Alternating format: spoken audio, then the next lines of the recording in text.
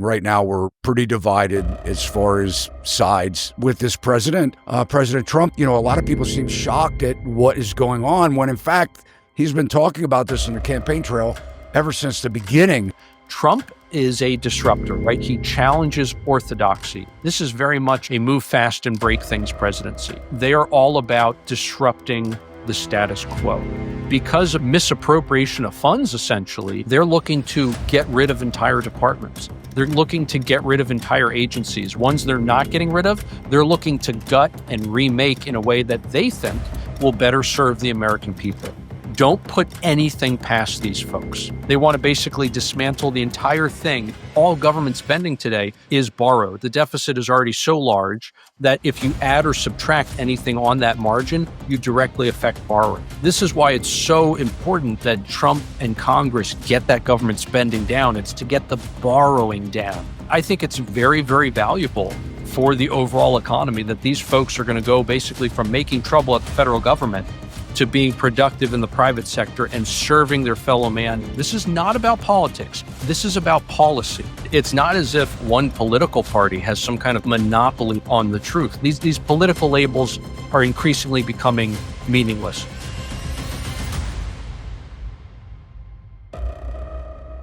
EJ, welcome to the show. Well, thank you for having me. So you're a public finance economist and currently a research fellow at the Heritage Foundation.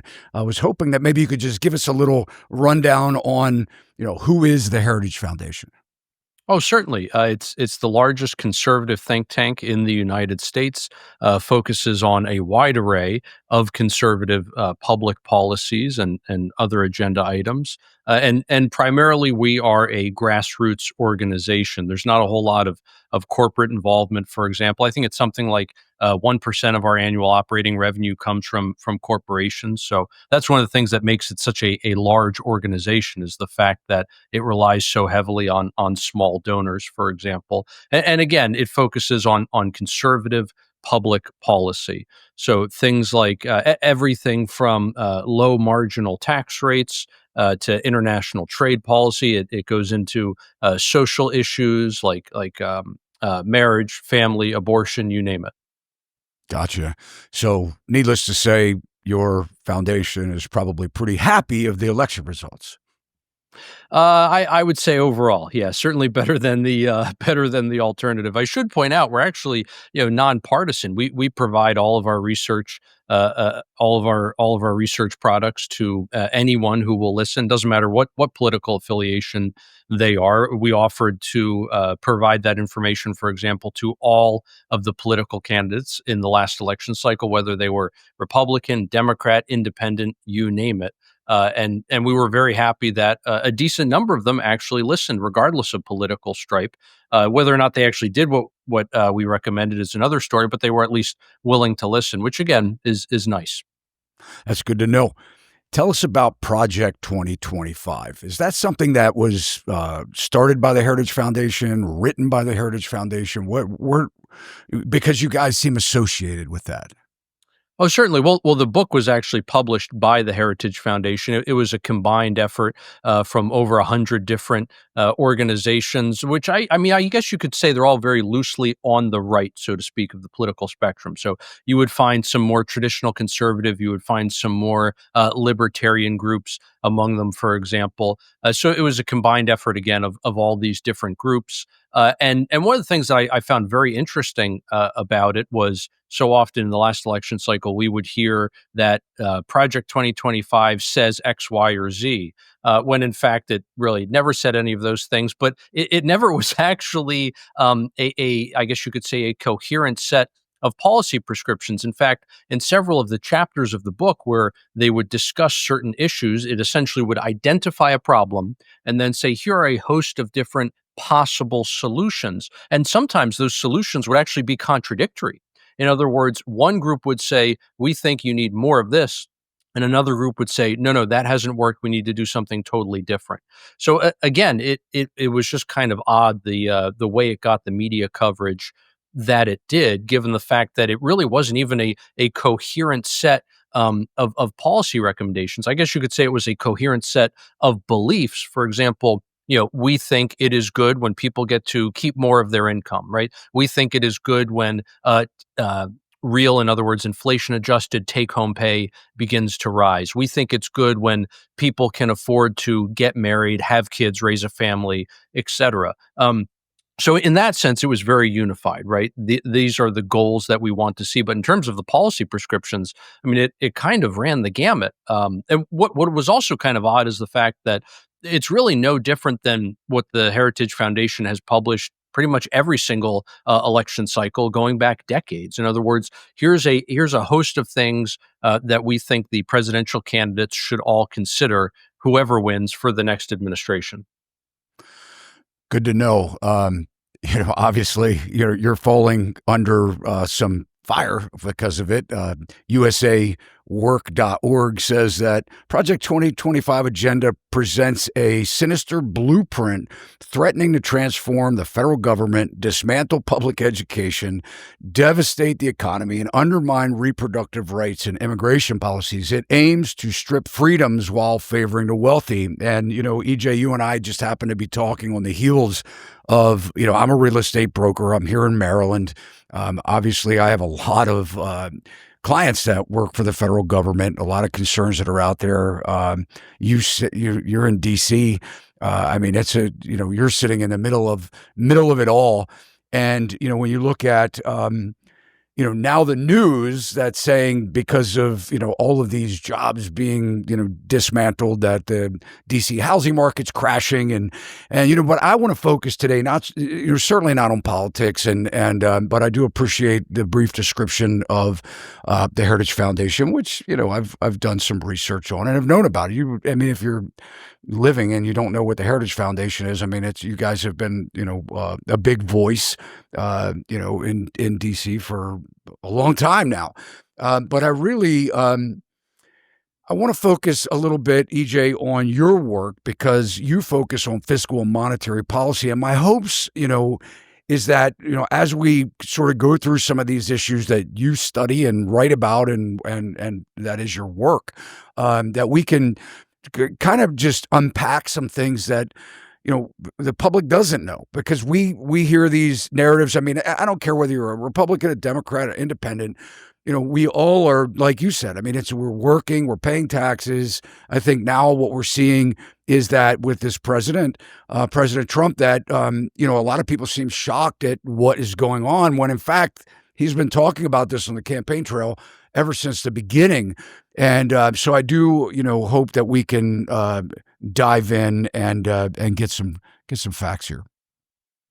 Terrific. Yeah, and one of the nice things about economics, unlike I think you can make the argument some other professions that have to deal with think tank work. The beautiful thing in my mind about economics is, look, the numbers are what they are, right? I'm really not conservative because I have some kind of like ideological leaning. I'm just conservative because that's what the data tell me, right? The data indicate that these are the things that work and the ideas of the left don't work. But I got to tell you, the day that the ideas of the left align with the numbers, call me a Democrat at that point, right? It's not as if one political party has some kind of monopoly on the truth and they're always going to stay there.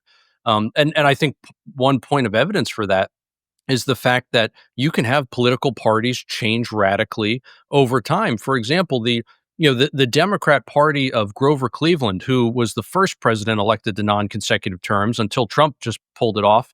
Cleveland was the only one who did it, right? And the presidency of Grover Cleveland, both terms, is completely different than what any recent Democrat presidents have been like. Cleveland, I guess you could say, was the last Democrat president who was not a progressive, right? And there are no Democrats elected after Cleveland until the first progressive, Woodrow Wilson. So my point is just, look, political parties, again, can change radically over time. And again, neither one has some kind of monopoly that will last forever on the truth. So I say just follow the data, and wherever it leads, it leads. I guess the big question that I'd like to start with here is, obviously we went into this election with a lot of controversy on data. We found out that job numbers weren't what they were stated, and multiple downward revisions over the course of a long period of time, at least a year. And then we find out at the end of the year that there was another 800,000. So call it over 1 million jobs were overstated. And I want to talk more of that in a few minutes. But leading up to this is, really, we're not getting, it doesn't seem like we're getting the truth in reporting. And I'm not calling that a partisan issue or necessarily the corrupt media, but whatever it is, we don't seem to be getting the accurate data. A lot of the people that I serve, go ahead. I'm sorry. No. You're absolutely right. I'm just agreeing 100%. Yeah, there's definitely been a huge disconnect, and we can discuss some of the reasons why that has been, some of the changes that have happened in the economy. I didn't mean to cut you off there, but I just wanted to agree with you 100%. Yeah, we have not been getting accurate data, unfortunately. And you get the side of where I'm helping people try and achieve home ownership. They don't have money. They're in debt. They don't. They see the disconnect on what we've been told because they're like, well, is there something wrong with me? And my stand has always been, bring out what's really happening so they feel better. Because if you don't have the accurate data, you think it's you. You think that you're a failure, that you're not succeeding, that you're not achieving the American dream, that you're not surviving, that you're not making enough money because of everything that we hear in mainstream media, and people don't dive deeper. So the first question that I really have here is pertaining to the economy is, are we in a recession or is it coming? Because just because we have a new president, there's a lot of issues that that people are dealing with. So the question is, are we in a recession? Great question. It's important to distinguish between a paper recession and I would say a real recession, if you want to call it that. And we can get into all the reasons like how we got here, for example. But let's just focus on like what is a recession, right? A recession is basically when the economy, or in other words, overall economic activity, shrinks or lessens. In other words, there is less production. There is less income, inflation adjusted, of course, right? People are worse off today than they were previously in aggregate, right? Obviously, over time, even if the economy is growing like gangbusters, you'll always have some people who are worse off, right? For a whole host of different reasons. Either they make a mistake or just because of circumstances, maybe they lose their job, whatever the case may be. So it's not as if every single person has to be doing better. But in aggregate, we call economic growth when people overall are doing better. We call recession when exactly the opposite happens. Overall, people are doing worse. You can afford less. Your standard of living goes down. Your cost of living goes up, right? And what was really interesting, and this speaks to some of the disconnect with the data that you mentioned. What was really interesting over the last several years was that when we would look at polling data and ask folks, how are you doing? The responses were overwhelmingly negative in terms of the economy, right? And when we also asked people, do you think the nation's in a recession? Once we hit this threshold where the vast majority of people said they personally were worse off financially, what we started to see was all of a sudden more than half of the American people said, yes, I think the economy is in recession. And that was simply a reflection of how they personally were doing. So there's always a certain percentage of people who are worse off, but they recognize the rest of the economy is growing. But eventually, that proportion of the population shrinks to such a small sliver, such a small slice of that pie, that the overwhelming number of folks say, "I am so much worse off. There is no way this economy is growing." So that's precisely what happened. However, on paper, it looked like the economy was doing just fine. In fact, was growing better than average. Now, some of that was simply because we had the huge drop because of COVID, and then we were still catching up to the pre-pandemic trend in 2021. So you can say, all right, some of that is simply just the bounce back, if you will, from COVID, but the surprisingly fast growth rates were actually sustained. So why is that? Well, we have to understand, how do we actually calculate our different economic metrics like gross domestic product or GDP?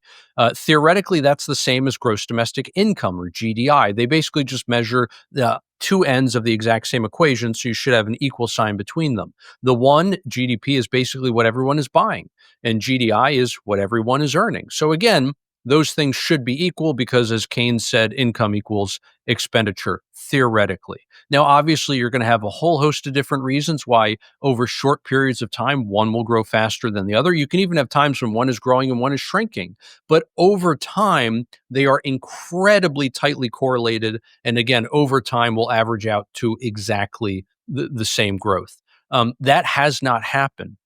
And what was really interesting was that there was this big divergence really beginning in early 2022, where all of a sudden GDI had almost no growth at all and GDP kept growing. And what the statisticians essentially had to do after the fact was a huge revision, which, revisions are normal, including these big revisions where they look back over the course of 5 years with better data and try to revise the numbers to be more accurate. But in this latest go around, in the 2024 annual revision, for example, they basically just created $500 billion in extra savings. They said, well, we're just going to assume that the way we close the gap between GDP and GDI is not that GDP has been overstated. We're just going to assume that people have an extra $500 billion in income that they haven't spent and they've just been saving. Excuse me? What? And there really was, I mean, I'm this is not an exaggeration. There's really very little factual evidence that they used to actually make that decision. So I think that was highly suspect, to say the least, and a very dubious way, again, of trying to close that gap. If we look at, okay, why has GDP just been growing like crazy, for example? A lot of it has been driven by government spending. In fact, over the last couple of years, we see typically the growth in government, that growth rate, government spending outpaced the growth rate of consumer spending. But we should actually drill down a little bit more. What do we mean when we talk about government spending and consumer spending, at least when we look at GDP? A lot of people think that, well, this is just all the money government spends, and that's not true. What government spends is actually much more than that. And when we look at consumer spending, oftentimes people think, well, this is private spending, right? This is what you and I are spending out of the money we earned. But that's actually not true either. So all of the money that government spends directly is included in government spending. It's called government purchases in GDP. So what does that look like? Let's say the government goes out and they buy concrete or asphalt. They can pave a road, right? That counts as a government purchase. But let's say the government takes money from you or I and gives it to a third party, or let's say the government borrows the money, or they have the Federal Reserve just print the money out of nowhere in order to finance that government spending, and then they hand it to somebody and that person goes out and spend it. Now it gets counted as consumer spending. And so increasingly, what we saw over the last several years was a larger and larger portion of what is typically considered private spending. It's called consumer spending. That was increasingly fueled by these government transfers. In other words, the government is simply giving money to someone and that person goes out and spend it, and it gets counted as private spending. So once you remove those transfers, it's actually difficult to find over the last several years a single quarter where the growth rate in government spending was less than the growth rate in true private consumer spending.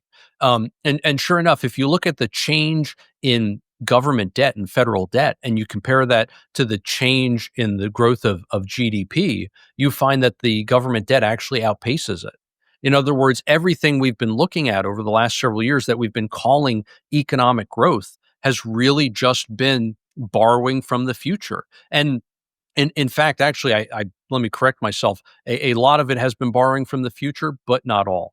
Inflation is a way for the government to pay for its unfunded spending, right? All of these unfunded liabilities today. And so if you want to ask yourself, what would it feel like if the government, for example, raised taxes by $4 trillion? That's basically what we've lived through the last several years. Inflation is fundamentally a tax. Now, it's a hidden tax, right? Congress doesn't vote on it. The president doesn't sign a bill into law. But what inflation is fundamentally a transfer of wealth away from the people who have savings, who have earnings, and to the government to spend. I mean, I can't think of a better definition of a tax than that. Maybe you or one of the audience members can, but to me, that's a tax, right? The government taking from the public in order to spend the money. That's how inflation works. And that has been a huge way in which the government has funded, I mean, I guess you could argue probably half of its excess spending, over the last several years, the last 4 years or so. So, this is a bit of a long-winded way of answering your question in terms of a recession.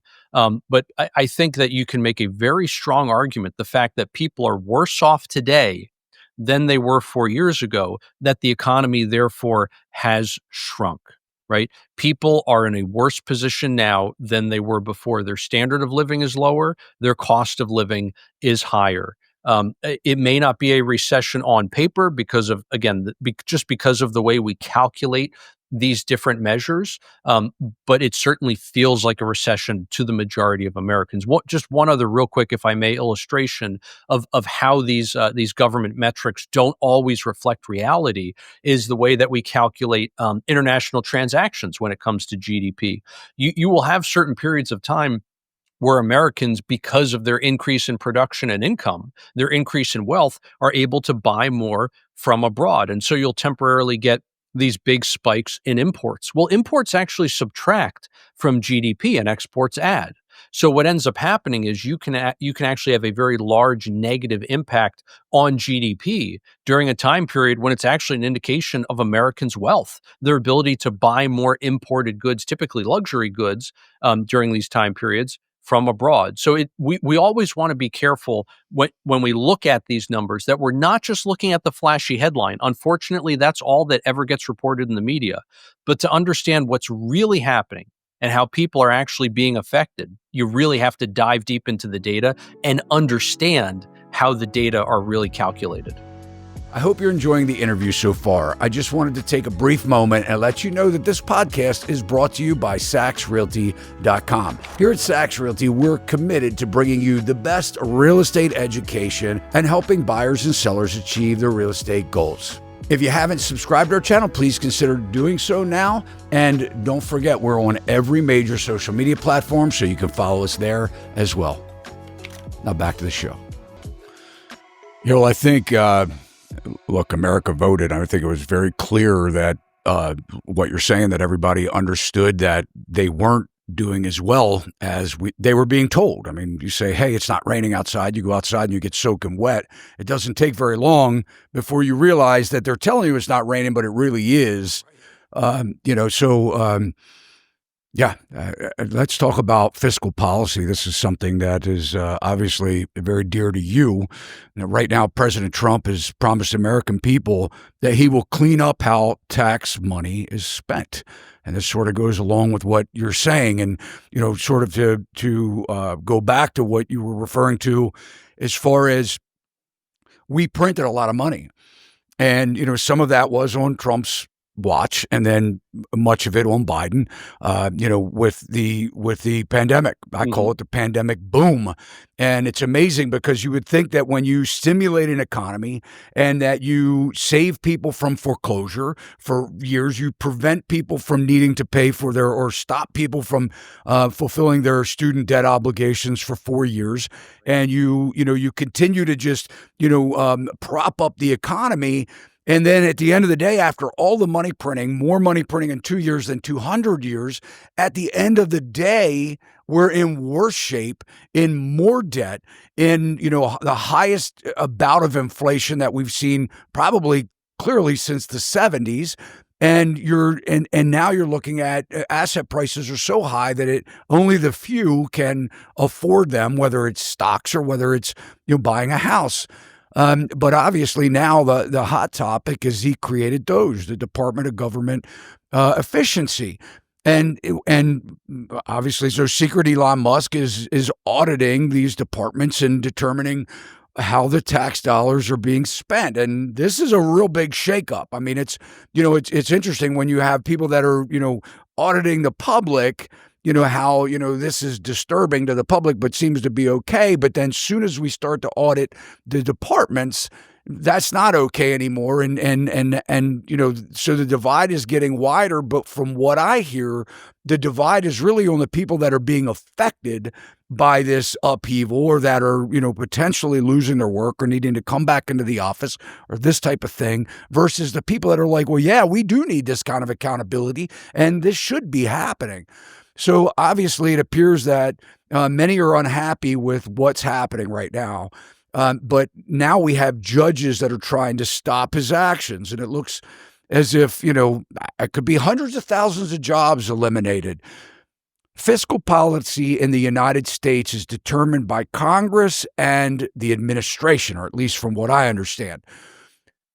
EJ, how can the courts, if at all, stop progress that the administration is trying to make, or is making? Trump, primarily, when I say the administration. Well, I think a lot of what you're seeing is just blatantly unconstitutional. And that's why several of these judges' rulings have actually already been overturned by higher courts, who have said, no, that's ridiculous. You have no authority here.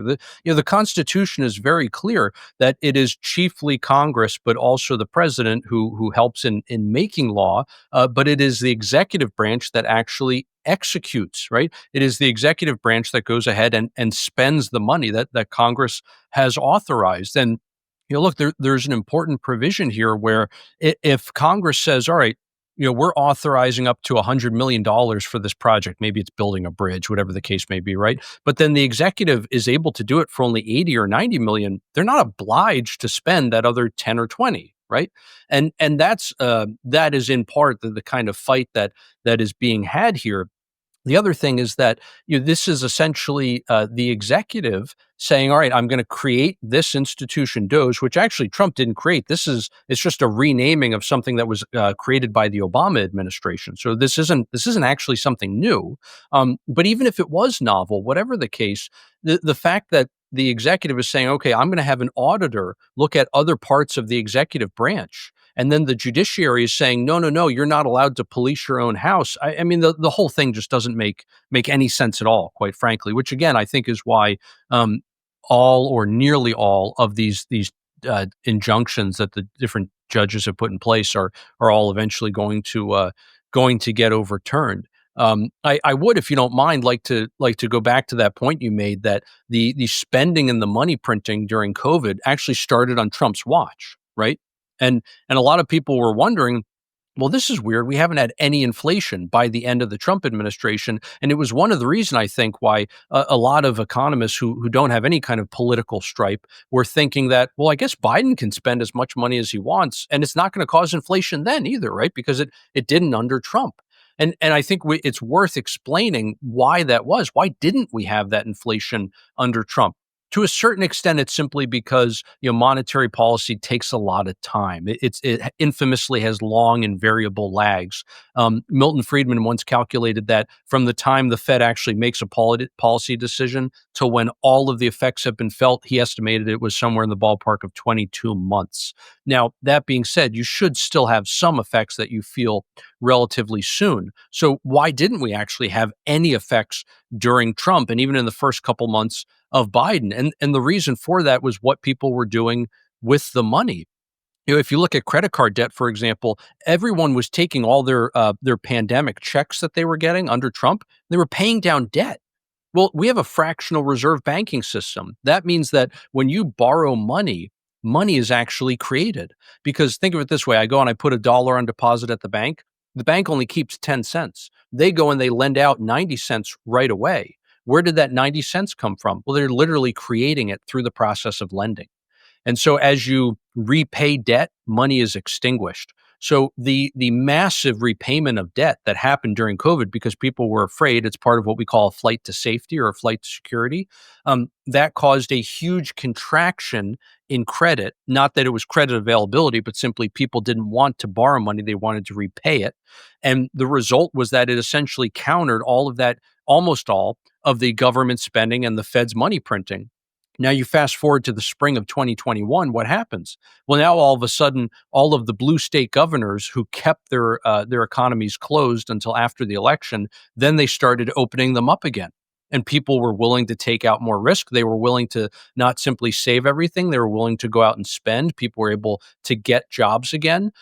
So all of a sudden, the contractionary elements of the money supply went away, and everything was now on the side of expansion. It's almost similar to what happened in the Chernobyl disaster, where essentially what the everything the operators did was to cool down the nuclear reactor, and then they flip a switch with all of the safeties off, and everything violently switches the other way. And among one of those switches during the Biden administration was the fact that they kept their foot on the gas in terms of fiscal policy. So even though there was no reason for the government to keep sending out checks, they did anyway.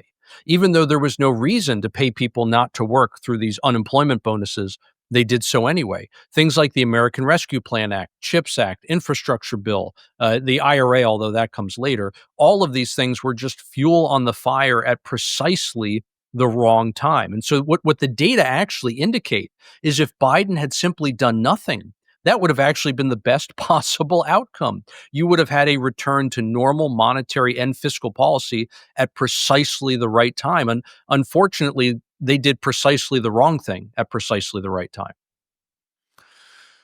Yeah, and we could actually go on and talk about PPP money and all kind. I mean, Yes, right, so right. there's a whole lot of and when you're talking about the American Rescue Act, I mean, we watched that unfold with after the mortgage moratorium, which, Mhm. by the way, I mean, was well after the pandemic, and and people were back to work, a lot of them, and they had modifications to pay their mortgages, but yet they still issued the money to the states to again distribute additional money to people that were having COVID related,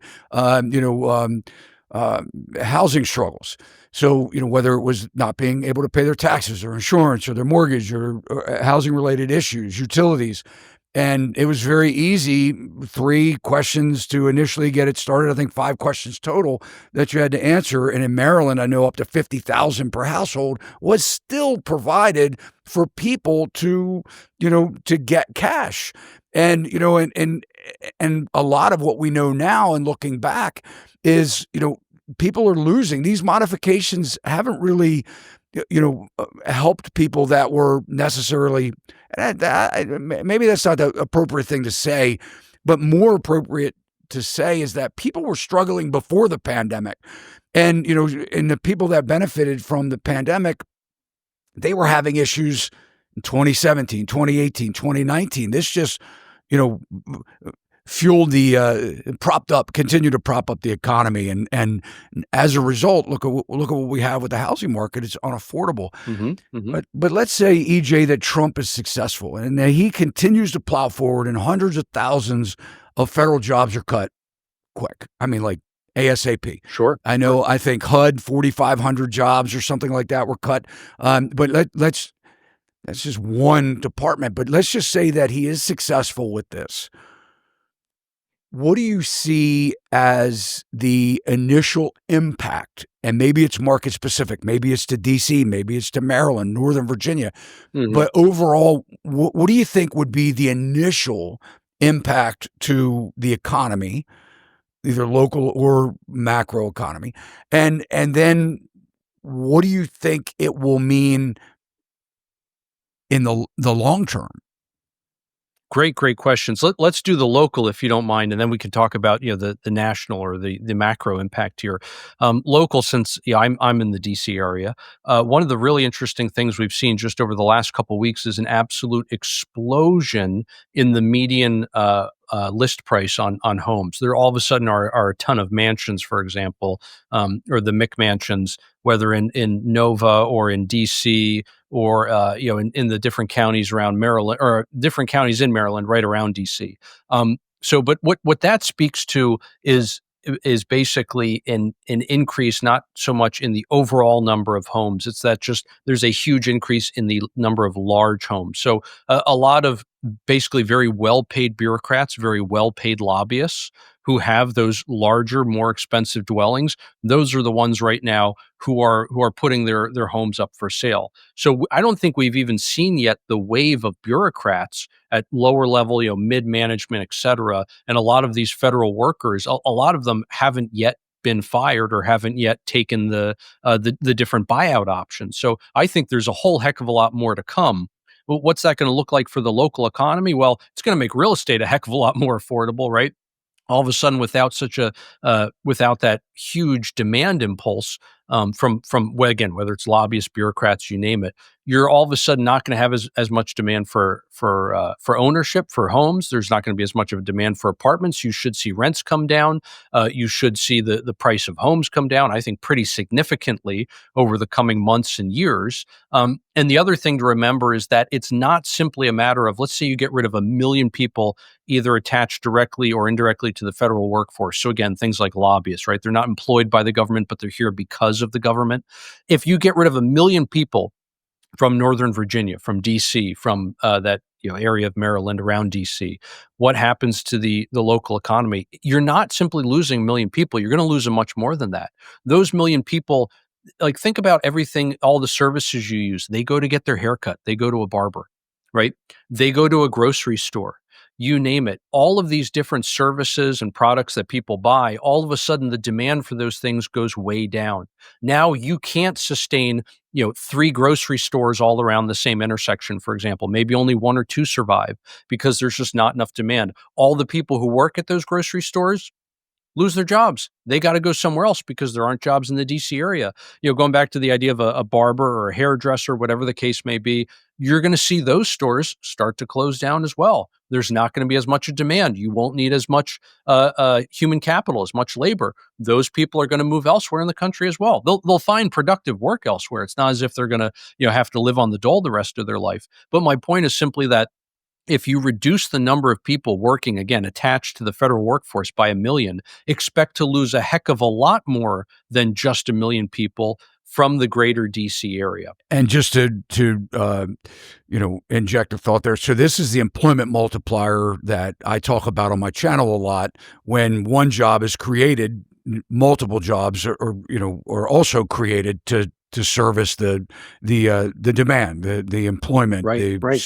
the spend. And we've seen that affect businesses where offices are empty, whether it's a sandwich shop or breakfast shop or coffee shop. Yes. That, serve people working in a office building, and they've, a lot of them have already gone out of business. But anyway, I just wanted to add that. No, it's a great point, that multiplier effect, and it's one of the reasons why there's so many terms we have in economics which are actually just fallacies. Aggregate demand is one of them. Aggregate demand is infinite, right? We each individually have infinite needs and wants and limited resources with which to try to fulfill those needs and wants. So if you add up everyone's infinite demand, you get an infinite demand. This is why there's such a process as creative destruction, right? If someone loses their job because some process becomes more efficient, right? A manufacturing facility becomes automated, let's say, that results in more products being produced at a lower cost. Because I'm spending less money on that product now,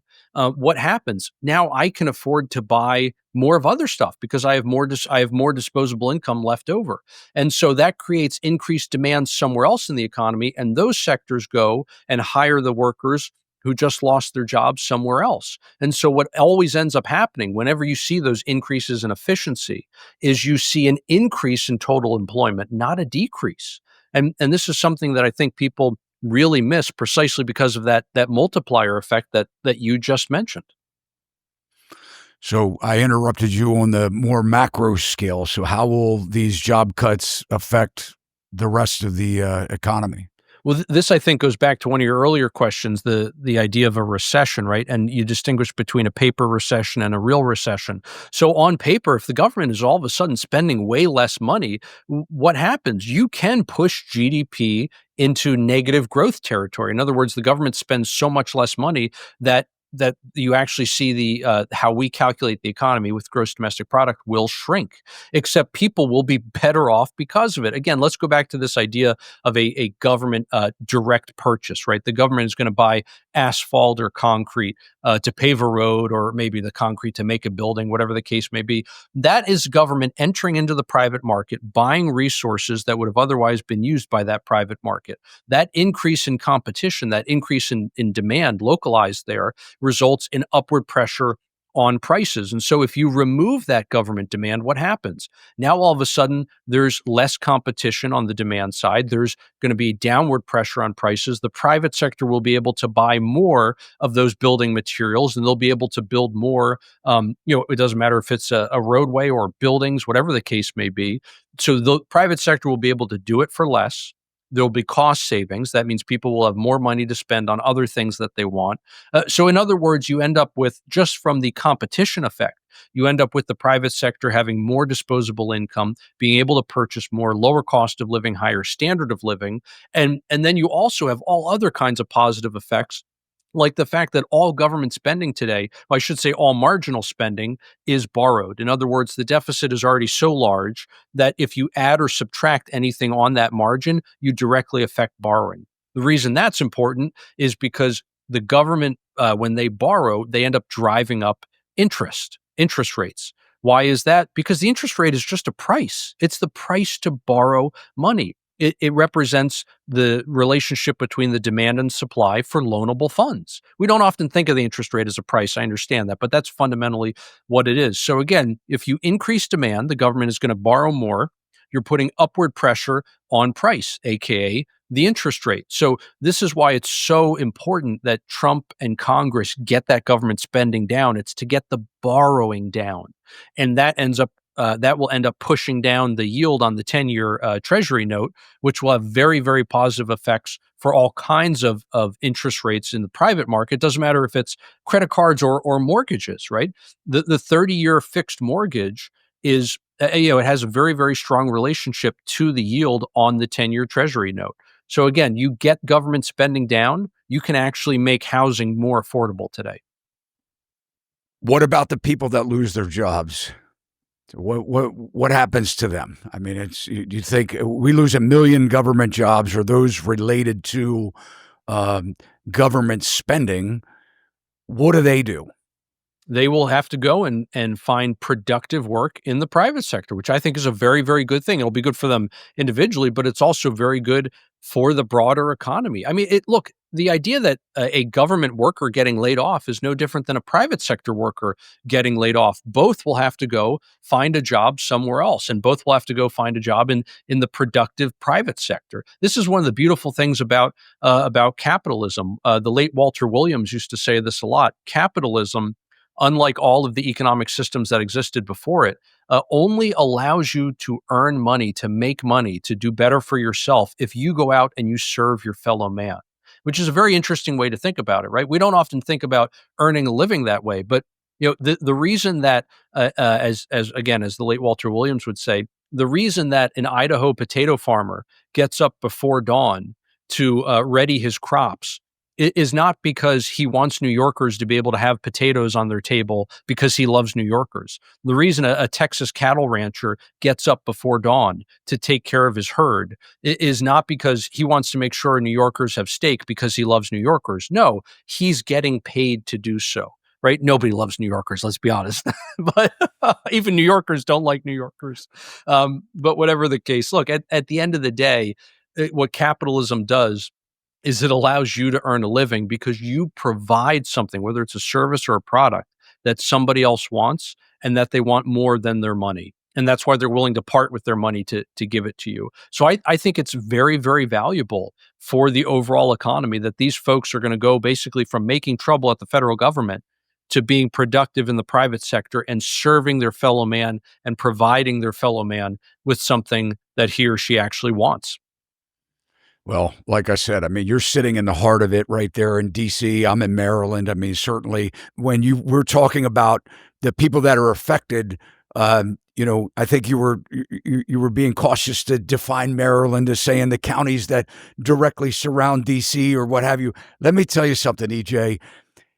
they haven't been going into the office. I mean, we have a lot of people living throughout the entire state of Maryland, not just Montgomery County or PG County or Howard County, where they're commuting.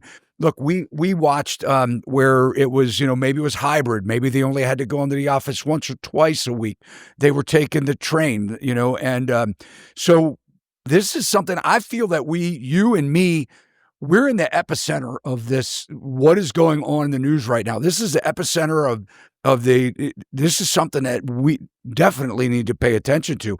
But at the same side of it, we've also had people that have been in North Carolina, in Arizona, in Tennessee, in Florida, where they're calling us saying, we're getting called back to work. Right. We need to buy a house in Maryland now because we were working remotely and we were able to commute.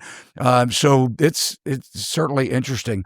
You But had mentioned, I do think if I can real quick, I think those people are honestly going to be few and far between. I think the vast majority of people who get called back to work are going to say, no, that I'm not doing it. It's not going to happen. That was honestly part of the calculus here behind forcing people to come back to work. Now, in some instances, it's a security concern, right? Like Scott Besson at Treasury is really, really big on everyone has to be in the office because the huge data breach that just happened, which even infected Janet Yellen's computer, all came about because of the work from home policy where hackers got into people's computer through their home connection because it wasn't as secure as what's actually in the Treasury buildings, right? So okay, there is that part. But again, a big part of the calculus here behind forcing everyone back into the office is, as you mentioned, you have tons of people who basically have been taking these government jobs and living in other areas of the country with a much lower cost of living. They're probably not going to want to relocate when it means, uprooting their families and everything if they have them, and then coming to the DC area, which even if prices come down here, still has one of the highest costs of living in the country, especially to places like you're talking about. I mean, there are folks in North Carolina, in Alabama, Louisiana, areas of those states with very, very low cost of living, including cost of home ownership. And so all of a sudden, again, these lower or mid-level bureaucrats with their respective salaries can live quite comfortably in those different areas, but not so in DC. So I think a lot of those folks are going to just say no and find something else, some other kind of work to do. we could certainly talk more about the cuts that President Trump is implementing or wants to implement. But I want to move on to monetary policy because that's also something that you focus on. Monetary policy, the Federal Reserve. And, you had mentioned the 10-year Treasury, and certainly we've seen where a lot of people, they don't know that when the Fed's talking about the Fed rate or the overnight trading rate for money, when they're adjusting that, they think that it will, in our industry, they think that it automatically equates to cheaper mortgage rates, which we know is not true. It follows the 10-year, as you had mentioned. We witnessed that happening by the Fed recently cutting rates, and mortgage rates, if anything, staying the same or even in some cases going higher. Right. Um, Right. but a lot of people, and I've interviewed, ex-Fed insiders, Danielle DiMartino Booth. I'm sure you're familiar with who she is. Maybe, do you know Danielle? Yeah, absolutely. Yep. Yeah. So, she wrote a book, Fed Up, right? So a lot of people along the lines think that the Fed is not good for America. Hmm. That the Federal Reserve, the central bankers are not good for America. A lot of people say that we should end the Fed. We should get rid of them, that their manipulation dating, back as far as we could see. But I mean, maybe Volcker had the guts. Maybe he was one example to where it looked like he wasn't politically influenced, by the executive branch and did what needed to be done to, cause some economic pain, but get things back into affordable measures again. When we look at, from Greenspan to Bernanke and now Powell, it seems like a lot of same type of Mistakes depending on what side you're on. If you're on Wall Street side, you may not look that way, but if you're looking at, the utilization of Main Street to benefit Wall Street, and you're in the middle class, or, can't buy anything today because you don't have any money based on your salary, a lot of people look back and say this manipulation of the Fed rate, this central bank, isn't good. So my question is, you say dropping interest rates. Should the Fed drop interest rates? No, I mean the Fed really should. Let's start for the discussion from the standpoint of, okay, we assume we have a Fed, right? Not we're not even going to debate whether or not we should have a Fed. I mean, if we want to have that debate, we can, but let's just assume for the moment, okay, we have a Fed baked into the cake, right? What should the Fed be doing with interest rates? They shouldn't be trying to set rates and lead the market. They should be following the market, right? The Fed should be, if it's going to exist, the Fed should be the banker's bank, not the government's bank. Because when the Fed is the government's bank, now all of a sudden the incentive is to create money for the government to spend, right? The incentive is to cover the deficits that the politicians create. That's not good. That's not good for the economy. It's not good for wage earners, for savers, people who are trying to buy assets, et cetera. Unfortunately, though, that's precisely what they've been doing. What should the Fed do now in terms of interest rates? Should they be raising them or lowering them? That's somewhat unclear. And part of the reason why it's unclear is they are currently engaged in so much manipulation of money markets that it's hard to untangle everything and to see, okay, if the Fed stopped doing A, then okay, rates should definitely be lower. But if they stop doing B, rates should be higher. And so if they stop doing A, B, and then also C through Z, what should interest rates do? So again, that's a very, very tough question to answer.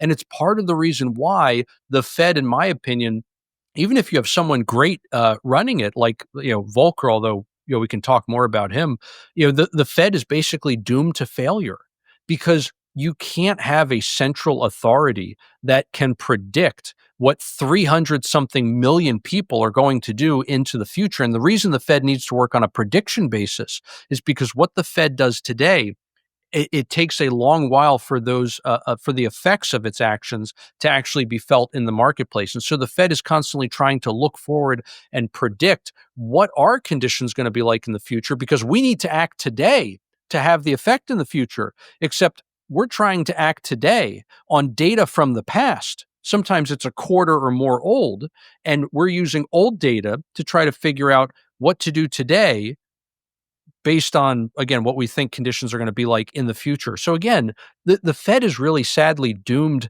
to failure. It's always going to be making policy mistakes. Occasionally, it may get it right. Broken clock is right twice a day. But again, that's not ever going to be the norm, just based on the odds, right? The odds are never going to be in the Fed's favor, no matter who's in charge. Now, somebody like Powell has done an absolutely awful job as Fed chairman. The data are very clear on that. But even someone like Volcker, we oftentimes, it's kind of funny the way history remembers Volcker, as if we're gonna he's the inflation slayer, right? And we let him wear that crown forever. Let's not forget when Volcker took control of the Fed, it was almost 8 years to the day from when he recommended to Nixon to close the gold window, which is what made all of the inflation possible in the first place. Instead of telling Nixon, look, you need to get government spending down so you can reduce borrowing and reduce the debt. Otherwise, foreigners are going to continue to lose confidence in us and in our monetary system, and they're going to continue withdrawing gold from the United States, which is one of the things that actually Grover Cleveland had to deal with, going back to Grover Cleveland. But Cleveland was wise enough to not take us off the gold standard, although he probably wouldn't have even had the power at the time. He was wise enough to take steps to correct the gold drain and to try to get gold back into the United States, which he famously did in part with J.P. Morgan. But what Volcker did was essentially to say, well, let's give up and let's let inflation go wild, which it did. He then comes in again 8 years almost to the day later and wages war against inflation. And it takes two severe back-to-back recessions in order to get it under control, it being the problem that he helped create in the first place. Interesting. Yeah, I didn't know that. That's I'm glad you mentioned that. That says a lot. That changes the whole perspective. Yeah, absolutely. Again, we kind of have this. We like to remember his redemption arc, which I think is good, right? That's important and all. But let's not forget that he needed to be redeemed from the problem that he himself helped cause in the first place. In a lot of ways, we look at Greenspan very favorably too, and we forget that Greenspan was the one who helped fuel the dot-com bubble. Greenspan is actually the one who created too big to fail, at least as far as the Fed is concerned, right? Even before Greenspan, you had things like the S&L crisis, for example, and plenty of other instances when the government said, "Okay, we." Being Congress are going to step in to try to rescue this institution or that because we're afraid of the fallout. But the collapse of LTCM, long term capital management, that was the first instance where the Fed stepped in and said, we think that the impact on financial markets and therefore the broader economy is going to be so bad that we are going to ourselves step in unilaterally and create a bailout program here. And they got a whole host of other financial institutions to jump in, but basically that was what created the rationale behind all of the bailouts that we saw in 2009, right after the mortgage meltdown and the global financial crisis. So Greenspan gave us too big to fail. He gave us the dot-com bubble, and then he also gave us essentially the housing bubble, right? Even if he wasn't there for all of the fallout that followed, you had Bernanke, you had Yellen, but he still was the one who helped inflate that bubble in the first place. So it's amazing how many of these Fed chairmen that again we look on through the lens of history as if hindsight is 2020, and we think, oh yeah, they did a great job. No, our hindsight has been skewed quite terribly, actually. Do you think we're in a housing bubble now? Oh, absolutely. Except here's the problem: we're not so much in a housing bubble. It feels more like an everything bubble. All kinds of asset prices are just way, way too high. And you may say, "Well, who are you to say they're too high?" Right? You just said the Fed can't tell us what prices should be. How do you know what prices should be? I mean, in real terms. In other words, what we're seeing is you're right. It's what the market will bear, right? The prices are what they are. Again, it's what the market will bear. Why are they so high though? What I mean to say is that it's not an increase in real value. What we are looking at is simply a loss in the purchasing power of the dollar, and also other distortions like distortions in terms of the cost to borrow money. That is what has got us where we are. Again, when the exact same home, which theoretically has slightly depreciated in terms of its real value because of just wear and tear over time, right? This is an asset that will eventually wear out. But when the exact same home with no renovations, no improvements, no nothing is all of a sudden literally worth 100% more after just 4 or 5 years, you can't tell me that's a real increase in value, right? There is not somehow a massive surge in demand across the entire country for housing everywhere. It just doesn't make sense. Do you see a crash, housing crash? Unfortunately, there's no way to predict that, and I will say that that's not to be a cop out. It's simply because we don't know what the people at the helm of the ship are going to do. We don't know what the Fed is going to do here, and that's a key ingredient to try to predict something like a crash. Now, with Greenspan, I think the reason folks were able, to a certain extent, not many, but some folks were able to get ahead of the global financial crisis is because they knew the kinds of things that Greenspan liked to look at. They knew the different metrics that he liked to pay attention to. And when those things started flashing warning signs, they got out of this mentality of, oh, this will last forever, which is unfortunately what a lot of people were thinking in 2005 and six, even. And folks started positioning themselves in a good way, and those folks did quite well. It wasn't what most people did, but enough people were able to see it that it was clear the warning signs were there, right, for those who wanted to look. So, but the reason I say that today you don't have those warning signs is because you have seen Powell and company look at literally the exact same data and do completely different things. I mean, we saw months, for example, over the last 5 years, we saw some months where inflation expectations were soaring, and the Fed said, "Uh-oh, we need to hike rates." You also had months where inflation expectations were soaring, and the Fed said, "Nah, we think we're good here." It makes absolutely no sense. So many of the indicators that they claim to look at, they have blissfully ignored more than once, but then other times they do actually seemingly pay attention to them and act on them. Unfortunately, this idea that the Fed is data dependent or politically independent, I wish that was the case, but I think we need to put that to bed. Neither are true, unfortunately. Um, and then one other, I think, real important caveat that you can throw in there is even if you do want to say, okay, they are somehow data dependent, which again, I think you're dead wrong, but let's just assume, okay, they are data dependent. What data? We have tons of data that conflict right now, not the least of which is the fact that we have a banking sector that's still sitting on hundreds of billions of dollars in unrealized losses. And when you look at deposit coverage, in other words, you look at the liquidity, the cash on hand that banks have, and you compare that to deposits, that ratio, that looks okay right now, right? It's not great, but it looks okay. The problem is if you compare that to times in the past, banks are way more levered up right now. And so as soon as you start to have a bank need to actually get coverage for their deposits, in other words, they go through the normal process of selling off assets to raise liquidity to pay depositors. Again, normal part of the process. When you're dealing with devalued assets, all of a sudden the banks start taking losses as they convert those different assets to cash. And now you're in a really, really big problem. This is what famously caused SVB and a bunch of other banks to go under. That problem hasn't gone away.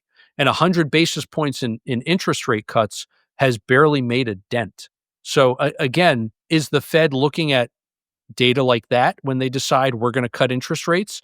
They started cutting interest rates, and each annual inflation report since then, each month, it's gotten worse. It's pretty clear they either don't know what they're doing, or if they do know what they're doing, they are operating on motives which they are not disclosing to the public. Yeah, it's interesting you bring up banking. Last year, I went to WaFd's headquarters and interviewed their CEO, Brent Beardall, and I was asking him because with banking, we haven't heard anything. By the way, it's been crickets Yeah. on the commercial real estate crisis. Oof. We haven't. It's amazing how it was building up, and then probably I don't know by summer of last year or whatever, all of a sudden you didn't hear anything more about it. But when I went and interviewed Brent, I said, of course he can't say it's a self-fulfilling prophecy that that a bank or any bank, right? But then it's interesting that they got out of mortgages, residential mortgages recently. It's in the news. They've sold 4,000 of their loans, I think, or 4,500, something like that, to Bank of America.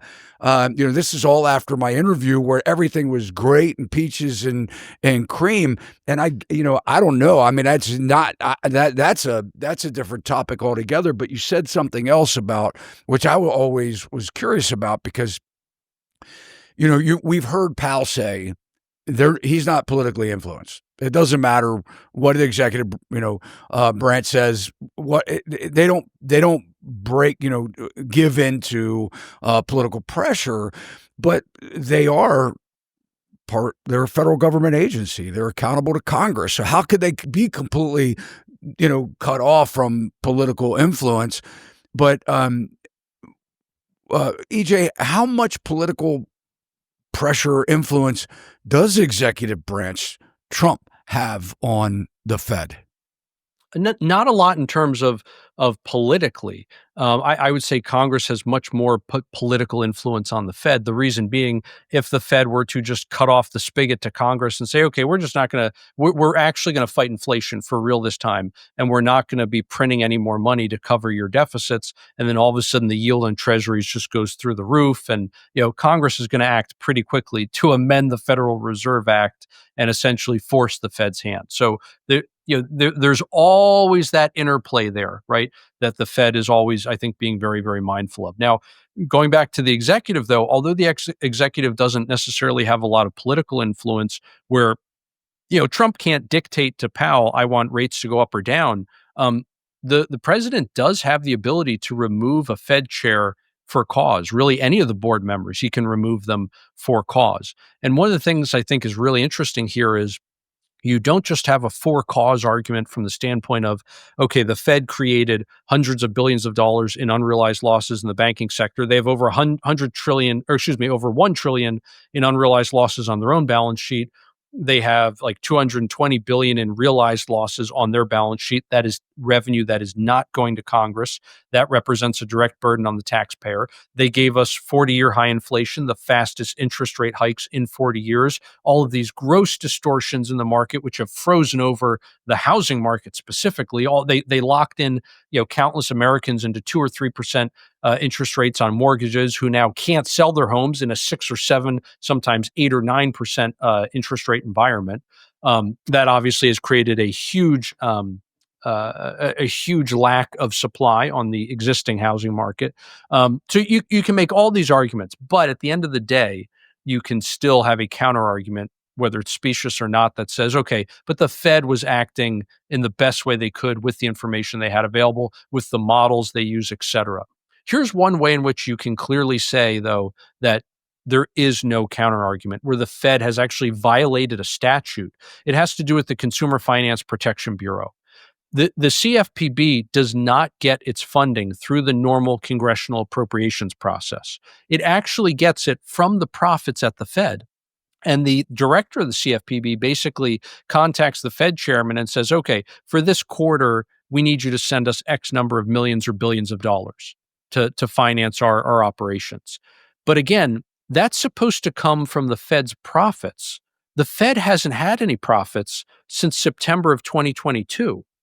In other words, the Fed has not been following the statute. It has been creating the money that the CFPB needs instead of taking some of its retained earnings and sending it to the CFPB. So you can actually, I think, make a very clear case that because of that misappropriation of funds, essentially, the entire board of the Federal Reserve should be removed for cause. I can hardly think of a better cause for removal than direct violation of a statute. Again, that's where the president, has some authority. He gets to nominate somebody to serve on the board, but he also can again remove them for cause, and that's You think something. that'll happen?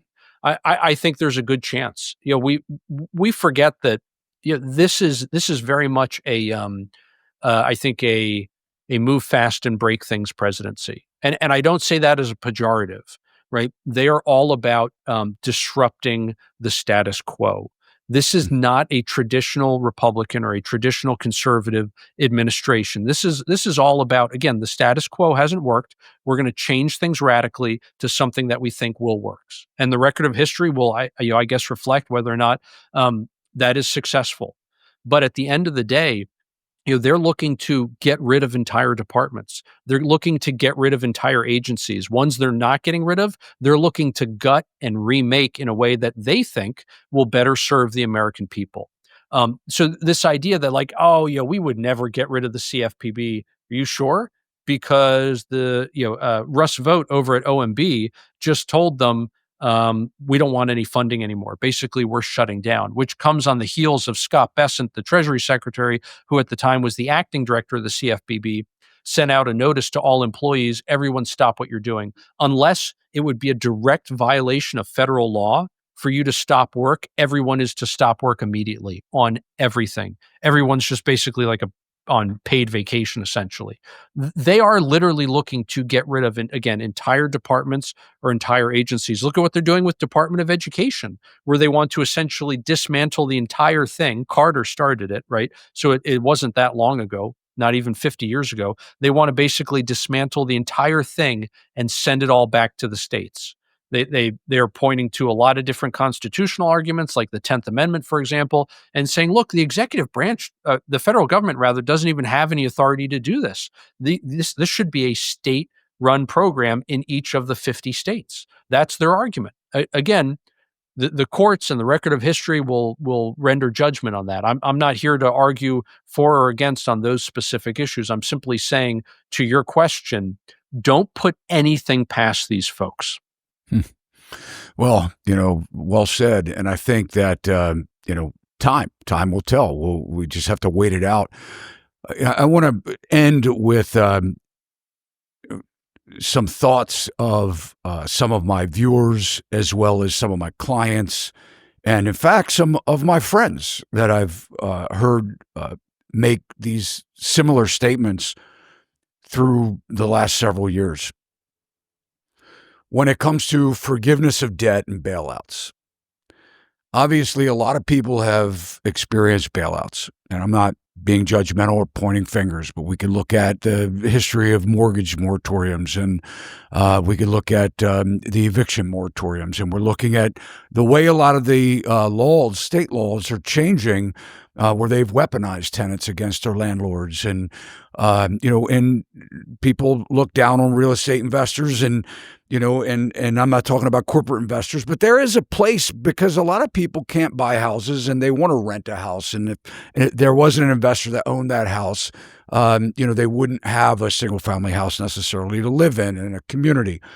But putting that all aside, when we get back to the bailouts and the thought of the accumulation of debt and the wiping clean of it, a lot of people say, well, they've done that for corporate America, so they should do it for me.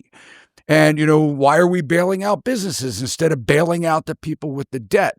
Why are we making college kids that didn't know what they were doing when they signed up for hundreds of thousands of dollars worth of debt at 17 and 18 years old actually pay for the debt? You could look at it back and forth, the pros and the cons, but I've heard a lot of people say, EJ, through the last several years, that sometimes I think I should just spend, collect as much as I can, and then just wipe it all out. Just either if I'm not bailed out or forgiven of my sins of, not repaying my debt, that's okay. I would say, OJ got away with it, so why shouldn't I? Right? That's the thinking behind this whole argument, right? Someone else got a bailout, which they shouldn't have. So where's mine? And I understand that thinking, right? There's a certain appeal to justice there, where an injustice happened over here that benefited someone else and indirectly hurt me, right? Because I, as a taxpayer, am paying for all those bailouts. So where's mine? And I would ask you to consider that the answer is not to give everyone a bailout. The answer is not to incentivize everyone to behave badly, right? What's a bailout? It's privatizing profits and socializing losses. That's not what we want. Because that doesn't just incentivize risk taking, it incentivizes recklessness. And it provides an incentive for insolvency and a penalty on prudence, I think you could say. That's not what we want. We want exactly the opposite. And so what I think everyone should be pushing for is not more bailouts, but an end to them. Right? If the kinds of banks that made the kinds of loans we saw in the lead up to the global financial crisis, if those banks had been allowed to fail, and I'm talking all of them, not some of them, right? You had plenty of banks that were bailed out because they had the right political connections. And that was true, by the way, under both the Bush administration and the Obama administration. This is not about politics. This is about policy, right? Both Democrats and Republicans have bailed out their friends in the past, and in both instances, it was wrong. It was wrong morally. It was also wrong economically. Again, it provided bad incentives for people to continue bad actions into the future. But if you actually allow people to fail, if you allow them to face the ramifications of their own actions, it is not only a powerful lesson for them, it is a powerful lesson for everybody else that, look, in the future, if you do X, Y, and Z, you're on your own. So I would suggest not getting yourself into that position.